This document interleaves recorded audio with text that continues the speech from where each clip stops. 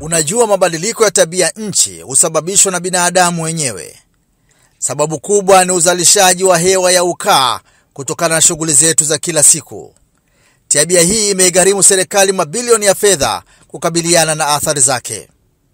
Ndiyo maana serikali ya awamu ya 6 imevalia njuga kuimarisha matumizi ya nishati safi na salama ili kulinda mazingira yetu na kuipunguzia serikali mzigo wa matumizi ya fedha kupambana na athari za hewa ukaa. Usafiri wa SGR unaendeshwa kutumia nishati ya umeme. Kwa kutumia nishati hii, inakadiriwa SGR inapunguza tani milioni 1.6 za hewa ya ukaa kwa mwaka, hewa ambayo ni adui mkubwa wa mazingira.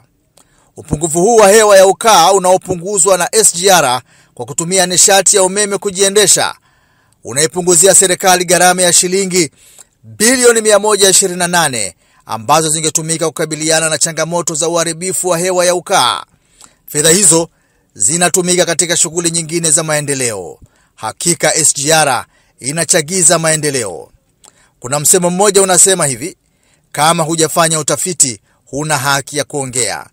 Kwa ufupi, taarifa hizo za hewa ya ukaa chanzo chake ni upembuzi yakinifu na taarifa ya Benki ya Maendeleo ya Afrika AFDB. Twende tukapande treni yetu, tuitunze na tuithamini.